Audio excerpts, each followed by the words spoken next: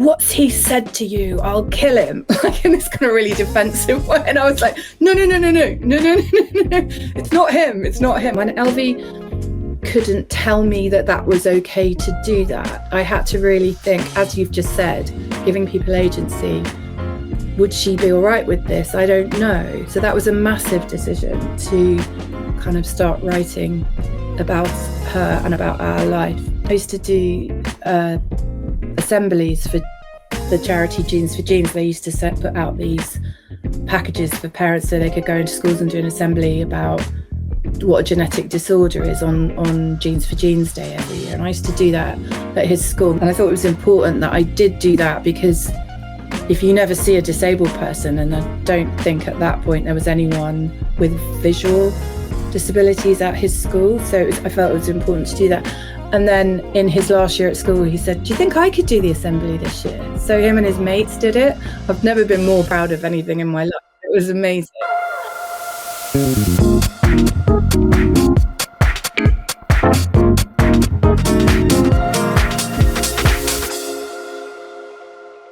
What's going on, people? Welcome to this week's episode of Jordan Jarrett-Bryan's The Coolest Disabled in the World. It's not arrogance.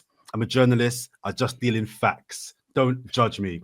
This is the podcast where I invite amazing people to come on and talk about the amazing things they've done or are doing, and try and establish if their disabilities have shaped their achievements, if at all. Maybe they haven't, maybe they have. Let's have a chat about it. Let's have a laugh, let's have a cry, and learn a little bit more.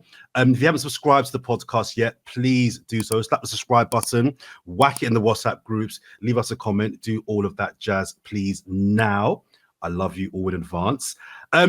This week on the podcast, I have somebody on who is fantastic. I will just say before I get to my guest, I will be also inviting guests onto the podcast who do not have disabilities, because I think there's interesting stories to be told from people who have what I'm calling a disability experience. So what does that mean?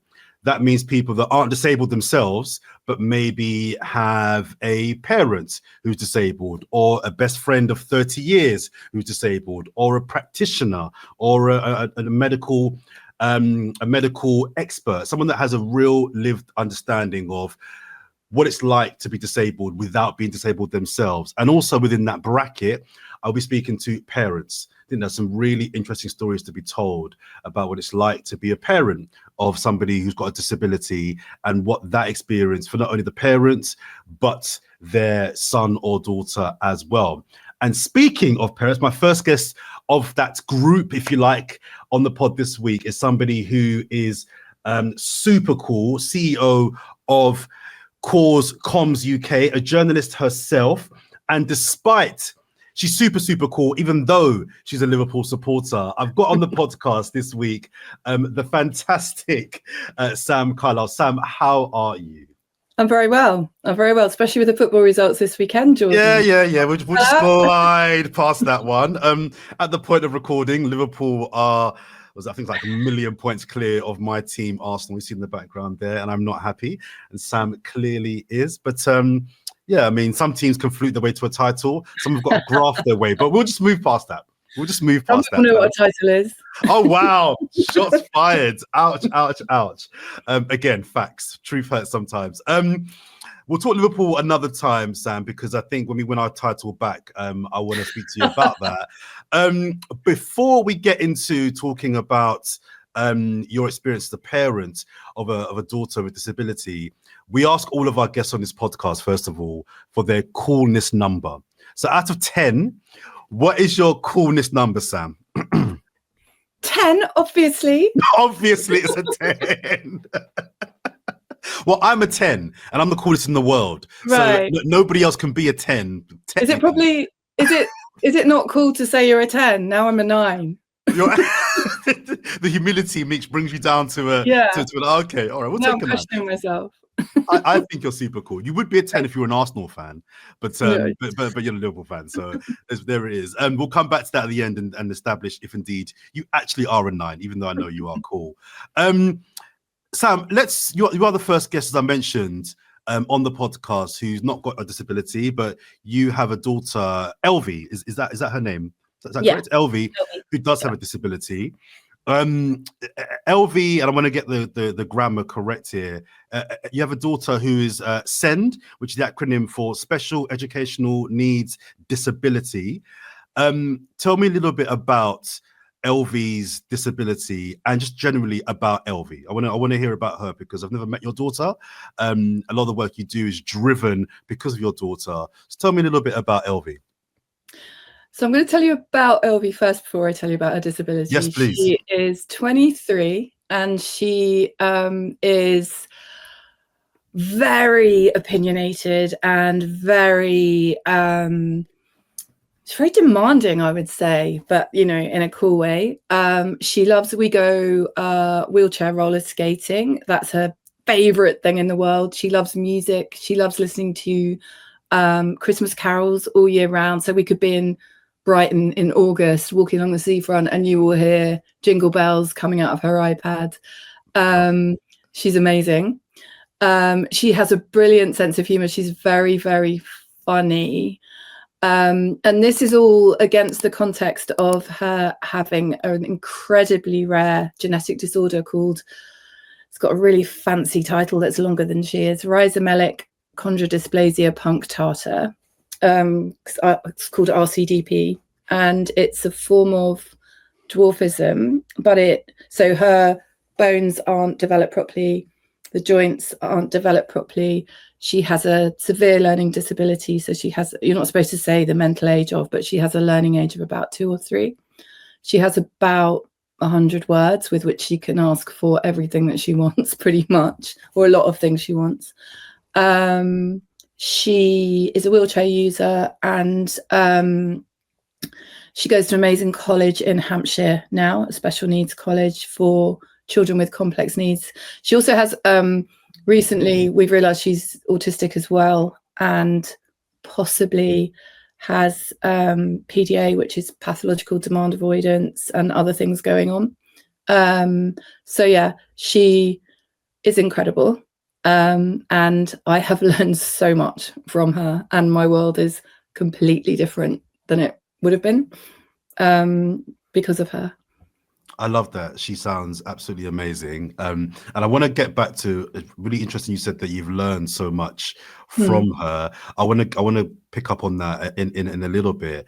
But can I go back, Sam, to when you were first told that you would be having a daughter who would be having disabilities, or indeed what that process looked like, and how you received that and how you felt about that at the time?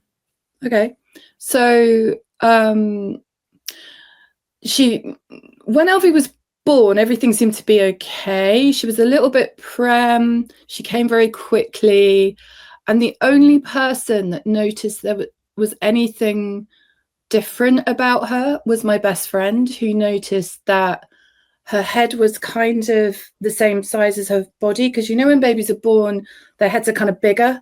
And she was the only person. The doctors didn't notice, the nurses didn't notice, and she was the only person who sort of flagged it. And I was sort of, it was my first child. I was absolutely in love with her, and I was kind of, that's a bit of a weird thing to say from my friend, didn't really pay any attention to it. And then by 6 months, the health visitors noticed that you have a red book when your child is born, and there are all the graphs that you have to fill in, and they fill in how much weight they're putting on, how, the milestones they're meeting. And she wasn't meeting any milestones, and her weight was right below where it wasn't even on the graph. So we were told she was, this awful term, failing to thrive, which is horrible. And then it was like, right, what's going on? Went to the GP. The GP said, oh, I think she's got something called Williams syndrome, but don't go and look that up. And of course you do go and look that up. And that was a form of, it's similar to Down syndrome. So then we get referred to geneticists, then we go through this process of going to hospitals. And through this, I think there was just a sort of a bit of shock and a bit of, okay, this isn't where we thought we were going. But until we kind of had a diagnosis, we were sort of managing and sort of getting on with life. And I was features editor on a national paper at the time. And I went back to work after 3 months, which is then was completely normal. Now I think about it, that's nuts. But I went back. We had someone shared a childminder who was amazing. She was with other children. So that was all, it sort of all worked. And then when she was 2, having sort of gone through all these different doctors, Great Ormond Street were involved by now. And I'd asked, being a journalist, can you keep me in on the emails? Can you keep me in on the discussions? I was at work really early one morning in the newsroom, and an email came through from Great Ormond Street to our local hospital. And it said, we think she's got RCDP, kind of forgetting that I was on the email. And that's how I found out. Oh, wow. And this is so long ago. It's not Google. I asked Jeeves immediately. Yeah. And what came up was all these medical, textbook images of babies with kind of quite severe scoliosis, with very short limbs. And it said fatal by the time they're 2. And she was 2 at the time. And I just sat staring I was the first one in the office at my end of the office, just staring at the screen and burst into tears. And my deputy came in and he looked at my email. I was sat there just sobbing at my desk, and he looked at my emails. I sort of switched the screen, and there was an email from a reporter in Germany, one of we call them stringers, who work out in, foreign offices. And my deputy went, "What's he said to you? I'll kill him," in this kind of really defensive way. And I was like, no, it's not him. And then I had to explain what happened. And that day was so weird because the deputy editor came out, and I was crying, and he said, "Come into my office, what's going on?" And I said, "This has just happened." And he said, "Do you want to go home?" And I kind of went, no.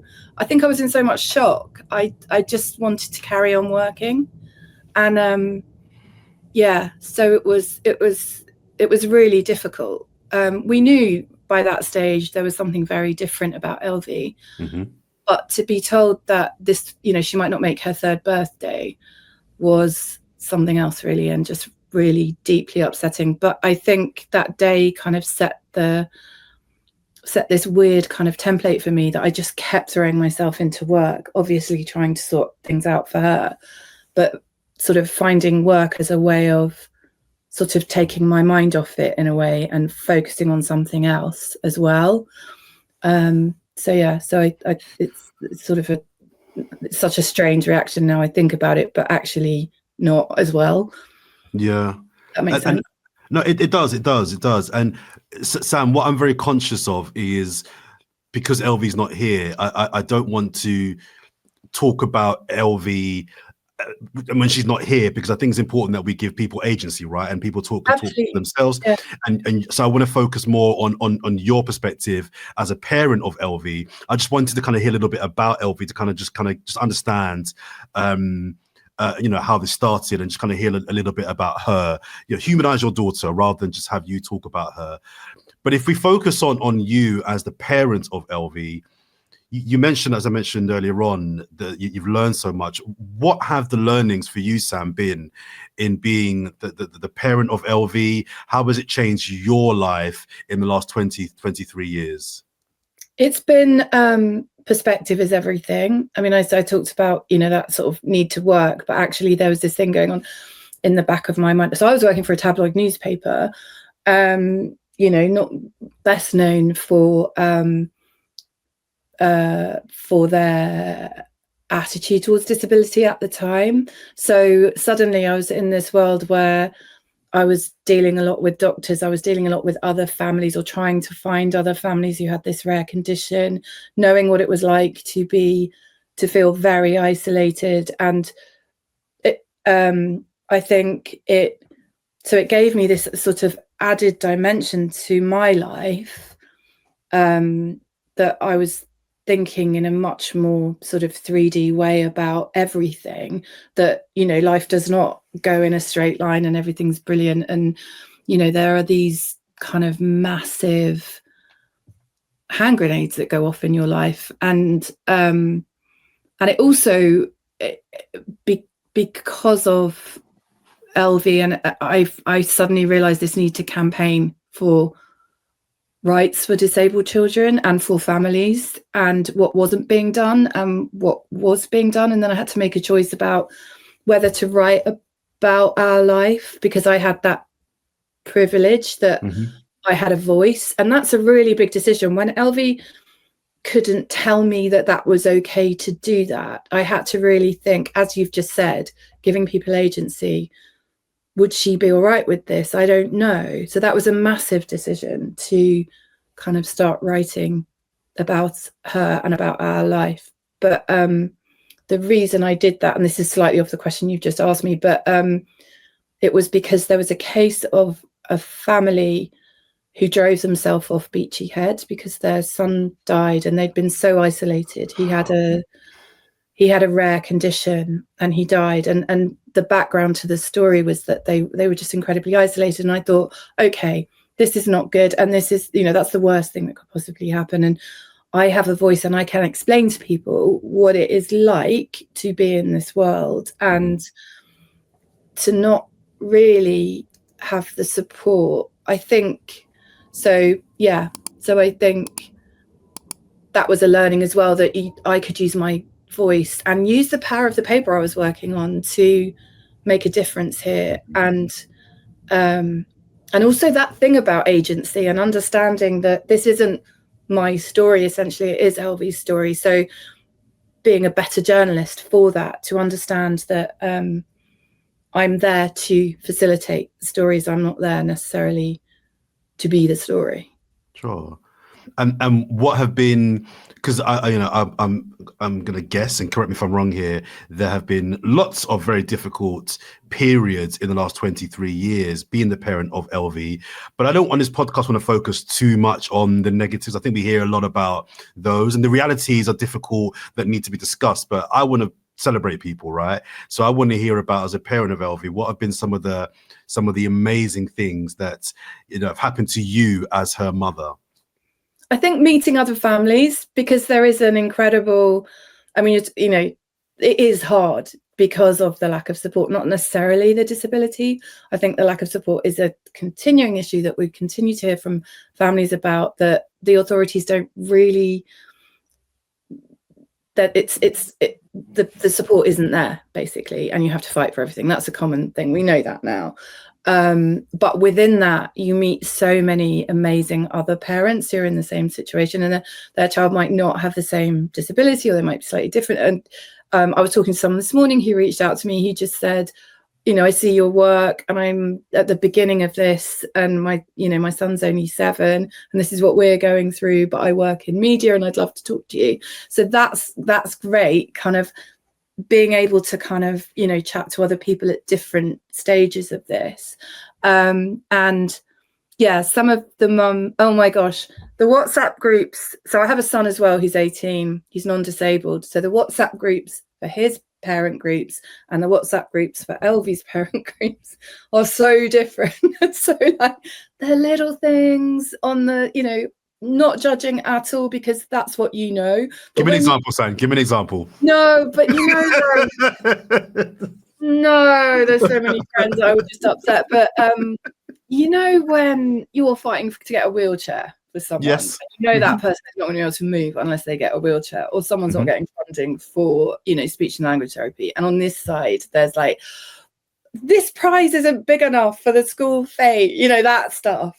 It's very different. It's just mad. So we actually set up a PTA group at Elvi's last school, at her secondary school, and it wasn't going to be the bake sales and the school fetes. We called it community at, and then the name of the school, because we knew how isolating it can be. So we wanted it to be a communication thing, that parents could talk to each other, because the kids were getting bussed into school. There isn't that school gate chat that you get at mainstream school.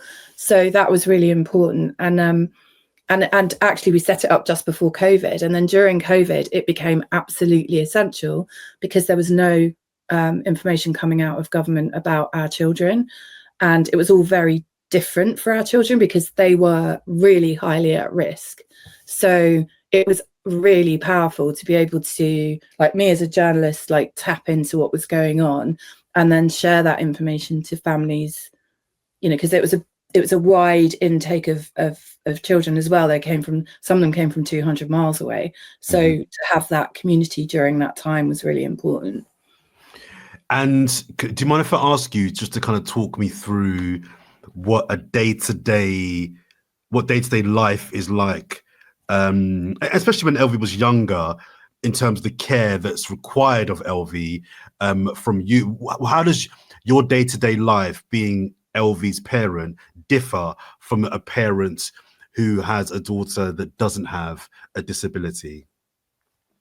Okay, so she gets up at any time she wants to get up. She's not aware of what the time is. She could wake up at 2, and she quite often does in the morning, and then she's up.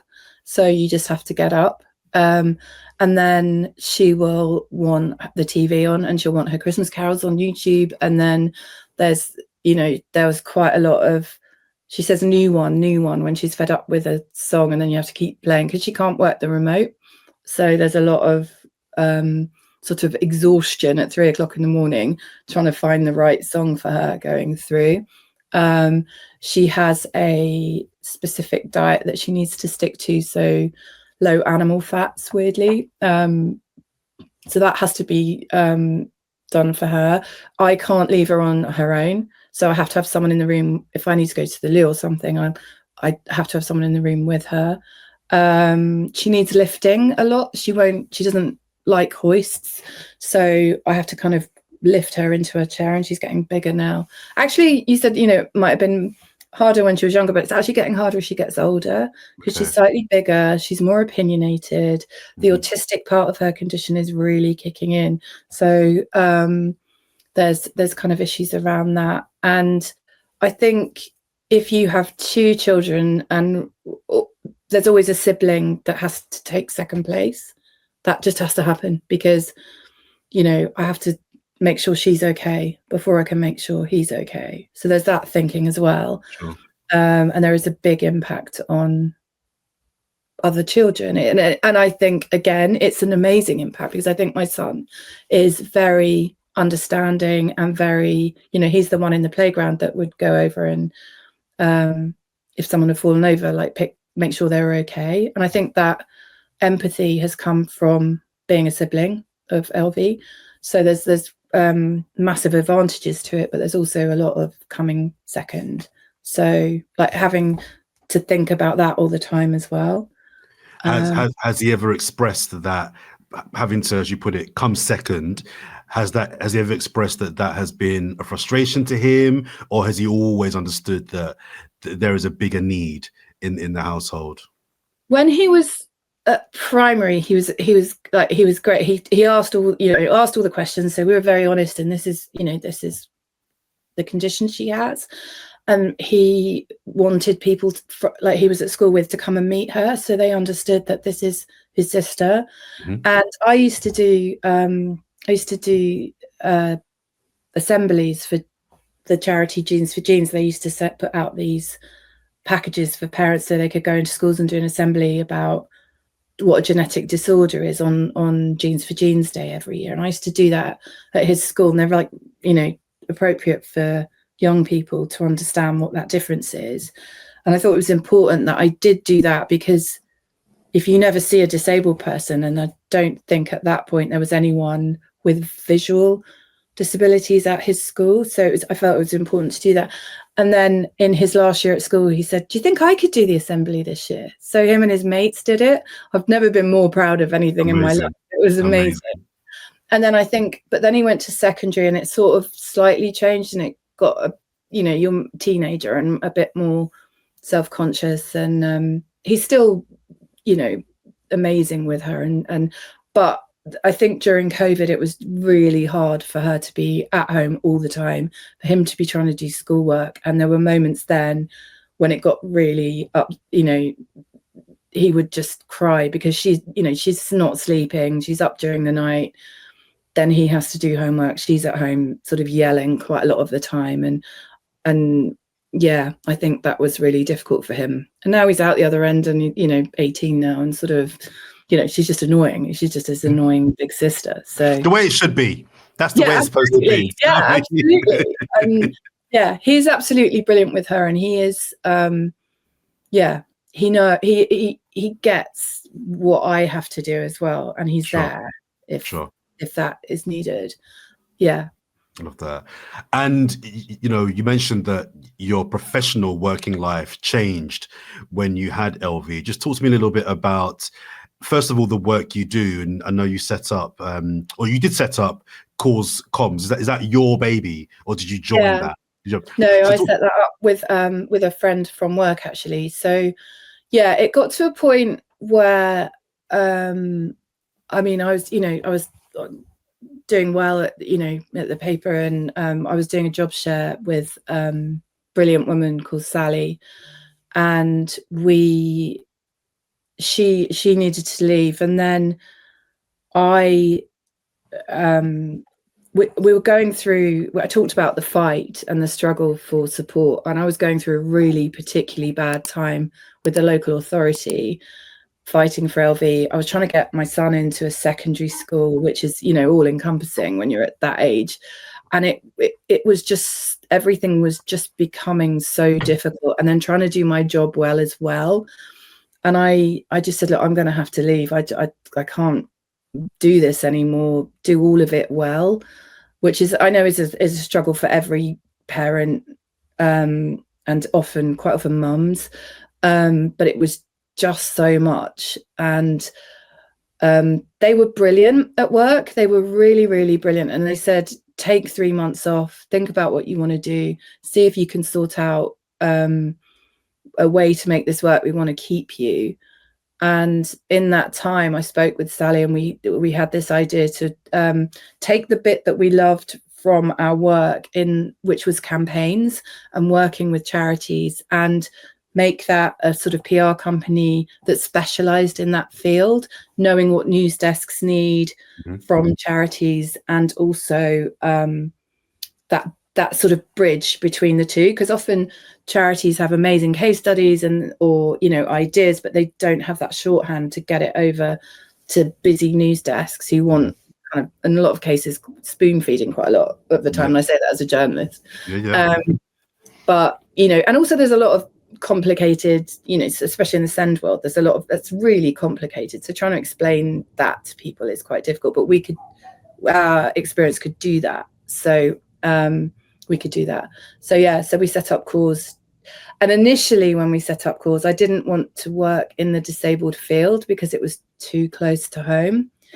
And then we had an email from the Disabled Children's Partnership, which is a group of 120 charities, and their steering committee is Sense, Contact, Together for Short Lives, National Autistic Society, and a number of others. And they realised the fight that parents had, and they got together to kind of influence policy. And they came to us, and initially I was like, no, I don't want to work in this field. And then I thought about it, and I thought, I don't want anyone else to work in this field who hasn't got this experience. And I think we can do this really well. So we won the contract, and that was 7 years ago, and we're still working with them. So yeah, and I'm so glad I did. No, for sure. Because I know, having spoken to you several times over the last couple of years, Sam, that holding governments to account, challenging government policies and initiatives in particular with this space of disability is something that definitely drives you. What are some of the biggest frustrations at government level that you see, encounter, and want to rebuff to ensure that more disabled people have better rights, have a better quality of life, and I just have an equality in terms of navigating this thing we call life? I think one of the biggest issues, and this is quite a niche thing, is that is that the departments don't work together. So you have the Department for Education looks after children with disabilities, but children don't just exist at school. And especially disabled children, they spend a lot of time, or can spend a lot of time, in hospitals. They need social care. but those departments don't work together. Then you've got the DWP, the Department for Work and Pensions as well. That influences how families operate, and those departments don't. And then you've got the Treasury, obviously, which is holding the money. Mm-hmm. And the Treasury looks at things in terms of, if we put money in here, will it pay back in 2 years' time? And you don't know that it is going to pay back, but it's actually the right thing to do, because I know we hate the word vulnerable to talk about disabled people, but when it's children, I think if you don't put that support in really early, mm-hmm.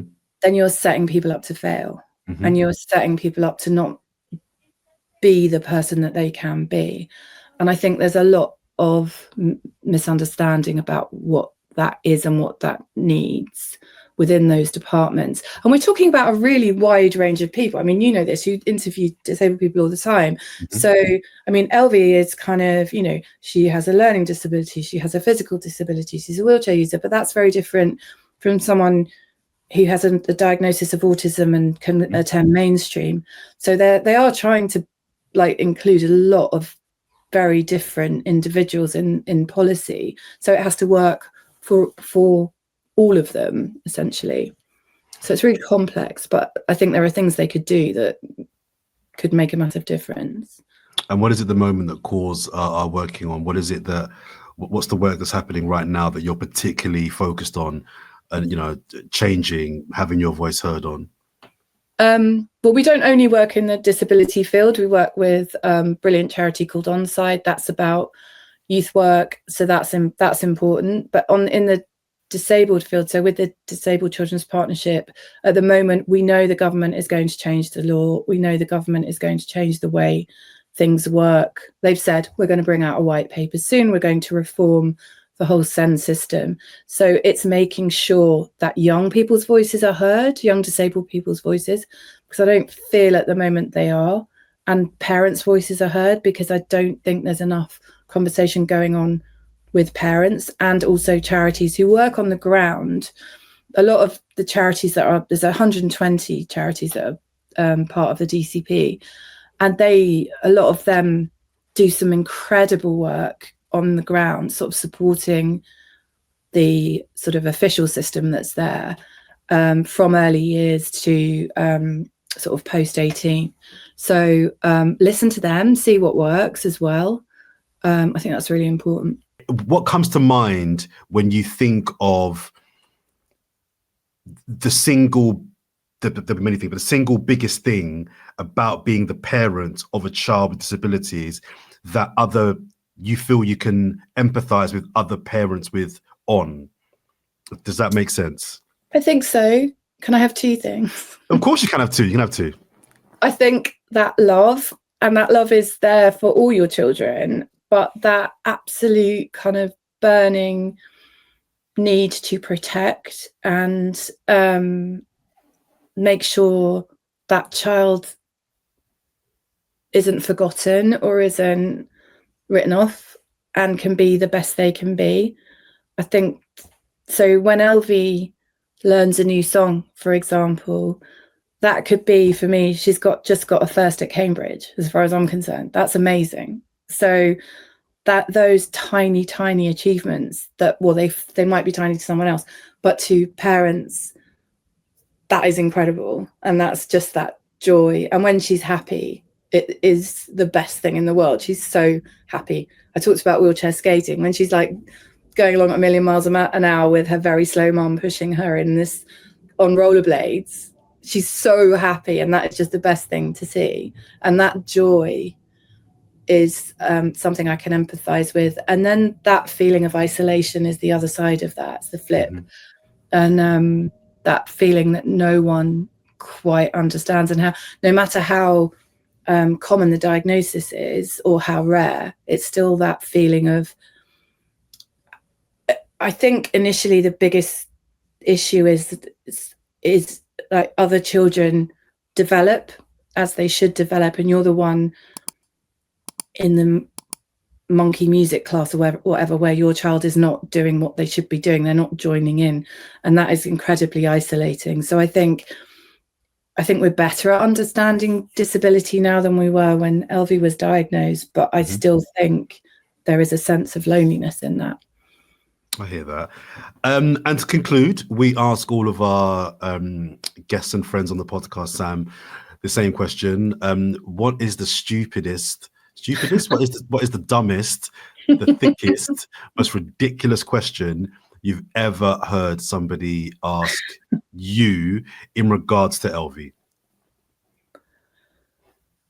Why haven't you found a cure yet? Is just like, I think that's really, it's just, I'm sorry, what? I mean, that's not only incredibly thick, it's actually really offensive. Yeah, it's really offensive. Like, someone said that to me once, and it's like, well, you're a smart journalist. Why haven't you found a cure yet? And it's just like, oh man, so, man. Yeah, that's pretty bad. Yeah. We've had some bad ones, but that's pretty bad, Sam. Wowza.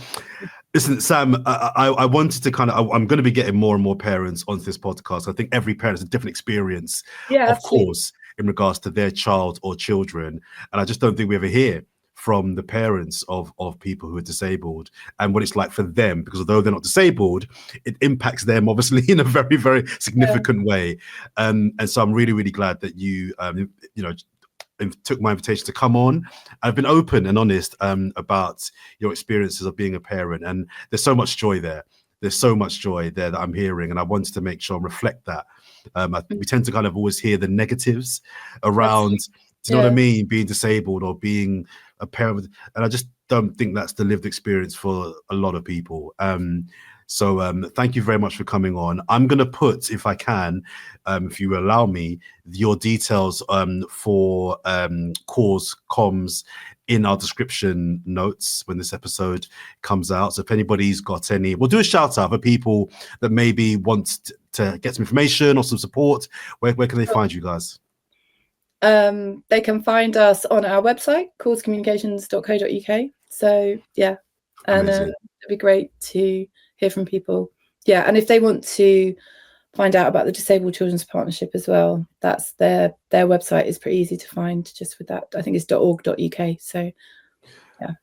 Brilliant. Thank you very much. Now, we started with you saying that you were a 9. No, you said 10 at first. In terms of coolness, and you dropped. I mean, we can't do a 10. If you were a 10, there'd be no podcast. I'd be out of a job, right? So I can't, just out of stubbornness and just for keeping the podcast going, I can't have you being a 10. But I'm definitely, I'm comfortable with you being a 9. You're amazing, Sam. You're doing some amazing work. And I don't say that in a patronizing way. I say that in a way that is work that needs to be done, and it's done with someone that knows what they're talking about and it cares. So I want to thank you for not only coming on the podcast, but the work that you do. So thank you very much, Sam. Thank you for having me, Jordan. It's been anytime. If you've not subscribed to the podcast yet, please do so. What are you waiting for? We're on all the socials. We have a link tree. We have a link tree. So there you got all the ones that, if you're not on YouTube, but you are on TikTok, or if you're on Instagram, but you're not on, I don't know, Facebook, we're on one of them. Yeah, no excuses. Slap the subscribe button, follow, share, whack it in the WhatsApp groups. Until next week, we'll see you then. Take care. Peace.